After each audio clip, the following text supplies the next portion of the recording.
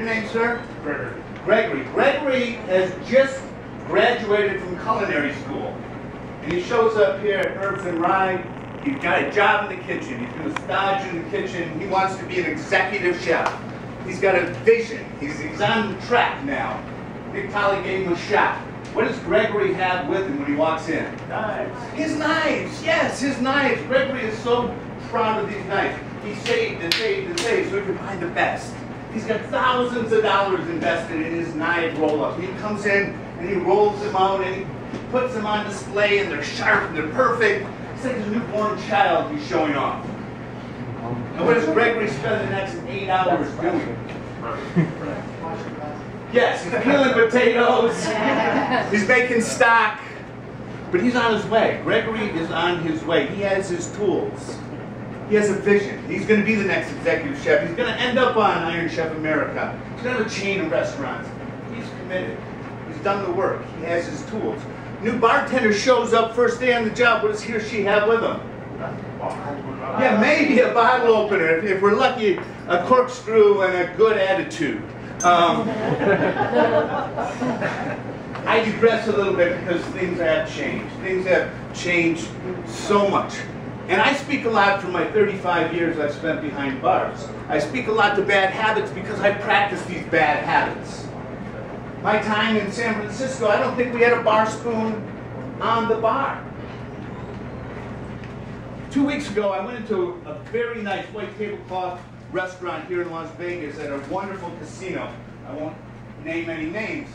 I ordered a martini. I watched the bartender, I'm sitting at the bar, I watched the bartender prepare my martini. What do you think he started with? Straw. Yes, a black straw. That martini cost me $18. You could have bought 2 of my beautiful, well thought out 24-degree angle, 1 ounce, 1 and perfectly weighted bar spoons for $18. What? Available at themodernmixologist.com. But what message did that send me? And what's it was that one simple little act of stirring an $18 martini. Now, if I'm in some video poker sports bar or something, I probably wouldn't order a martini. But if they started with a straw, I would give them a pass, even though they too should have a spoon today. But, you know, I did an interview about it, and I brought this up, and they said, what'd you have for dinner? And I said, I don't even remember the dinner. All I can remember was the martini being stirred with this, and then I've never seen the quality of your tools. Spend a little bit more. I've spent on knives $80 or $90 for a single knife. But this knife, when I cut with this knife, I know I'm going to cut true. So same thing with your tools. You know, you can buy a strainer for $1.99. What are you going to get? A $1.99 strainer. You know, if you take care of your tools, you buy good quality stuff, they'll last hopefully a lifetime. I can't give you one on muddling, but what about using it like someone said as a zest? When I did Iron Chef the first time ever, I was so nervous, and I had a vegetable peeler, and I was peeling ginger. 5 minutes into the battle, what do you think happened? Broke. No, I caught the tip of my thumb with this peeler. You would have thought I hit a major artery. And this thing was just squirting blood, and the cameras are there, and there's smoke, and everyone's running around, and looking for But if you use your spoon to peel ginger, you won't have that problem. Did I use a spoon? No. No, okay. Peeling ginger, that's a good one. Thank you. All right. Muddlers, just real quick. So we've got a whole list of things now we can use a bar spoon for other than stirring my Negroni. Muddlers, when we opened the Bellagio, there was one muddler available. And it was this one. Probably everybody recognizes this muddler. The one that used to have varnish and lacquer on it. You ever ask yourself, self? Yes, precious? Where did all that lacquer end up? Remember, Renee? I got my cousin Helen David's original muddler from the brass rail. I took it down to the woodworking shop, and they made us muddlers at the Bellagio. $18 or $20 they charge each. I said, aren't we in this together? Now in Las Vegas, you know, it's hard to use wood muddlers. I'm still a big fan. If they're treated well, you treat them with mineral oil, they'll last forever and they get better and better. Like this one right here, this hardwood cherry muddler. Unfortunately, now the health department causes us to use one of these. This type of muddler was designed for what drink specifically? Oh, caipirinha. Yes, who said caipirinha? Bobby did. Besides, you guys already have spoons. Give us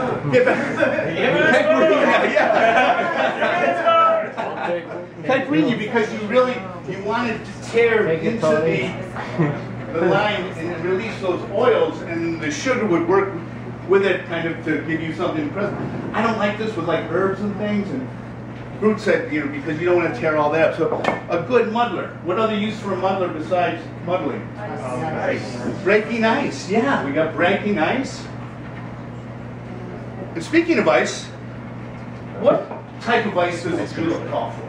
Crushed ice. Yeah, I get so frustrated when people just take the cute ice and put it in my julep. Oh, so what is this tool called? Lewis bag. Yes. And what is a Lewis bag for? Crushing ice. Yeah. So if you don't have a beautiful handmade mallet available at the Modern Mixologist,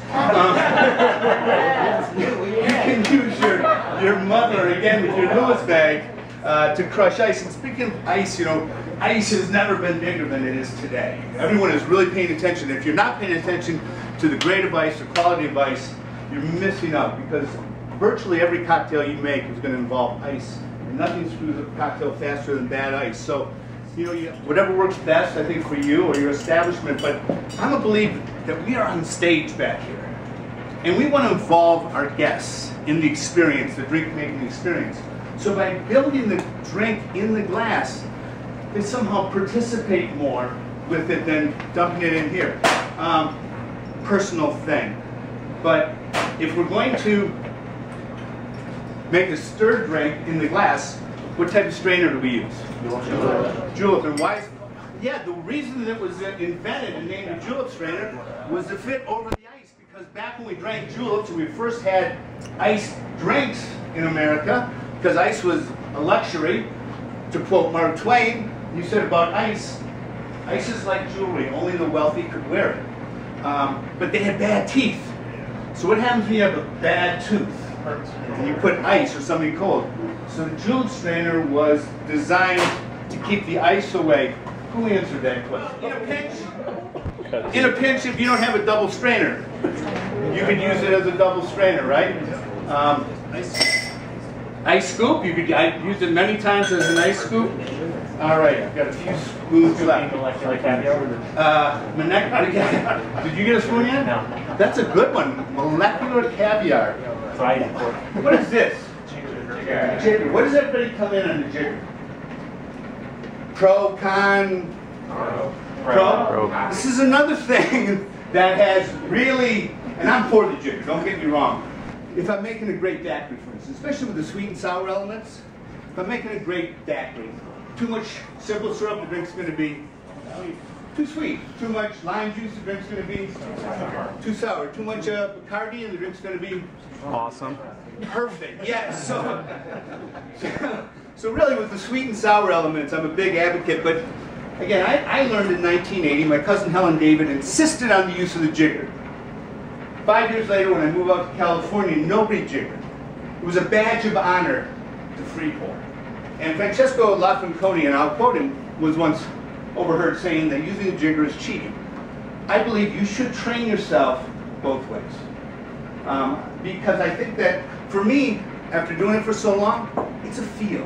It's a feel. Am I going to hit today 3/4 of an ounce or an ounce perfectly every time? No.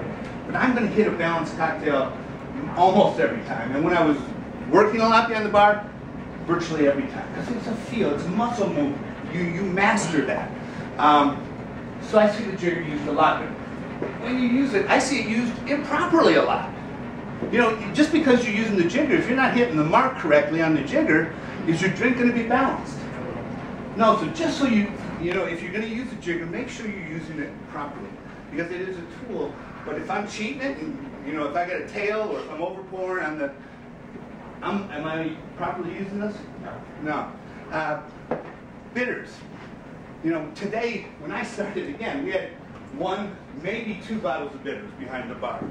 Even when we opened the Bellagio, we wanted to do a casino cocktail that called for orange bitters. Do you think you could find orange bitters in 1998?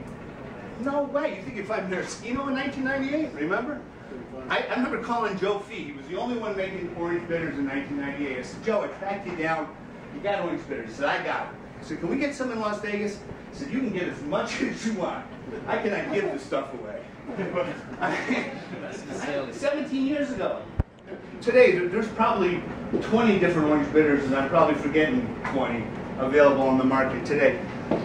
Big thing is, you know, with tools, if you use a dasher bottle, what is a dash? If a recipe calls for a dash of bitters, what is a dash?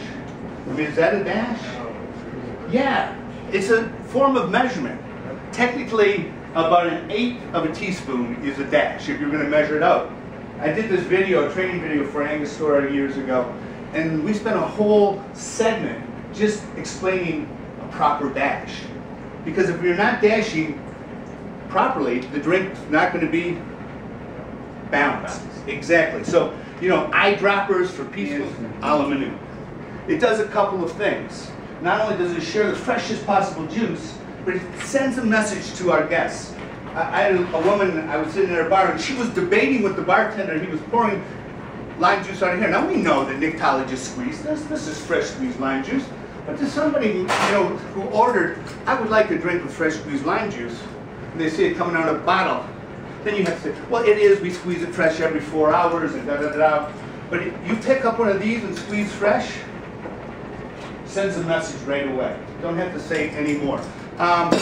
We talked about peelers and muddlers, you know, zesters. You know, if you're serving a drink like a punch, or an eggnog, or a brandy, what's that brandy drink called? Brandy. Do you know that more women became impregnated during the 20s due to the Brandy Alexander than any other reason? It's true, because one good thing that came out of Prohibition was women started going into the speakeasies. So for the first time they were drinking, and they didn't have a taste for alcohol, so the Brandy Alexander basically tasted like a chocolate milkshake. And 3 or 4 of these later, they're like, yeah, all right. So if you're pulling out of your spice cabinet that ground nutmeg that's been there since 1998, when you did eggnog for the holidays, you dusted some of that on your punch. Again, get yourself a microplane, some hard, you know, whole nutmegs, and just finish the drink like that. I mean, that doesn't take any more work. And it sends this message to Greg, like, this guy really digs what he's doing. And look at these grating nutmeg on top of my rum punch, and wow, it smells great. Just sends that message. Knives, you know, I've got a whole selection of knives, maybe not as much as Greg in his roll-up, but it's important. You know, big chef knives, serrated, paring knives. I've got Jackson Cannon's wonderful, you know, bartender knife. It makes me professional at what I do. Makes me feel better about what I do, and allows me to make these wonderful craft cocktails that our guests are coming to drink. So I think I went over on my time, but again, thank you very much for having me.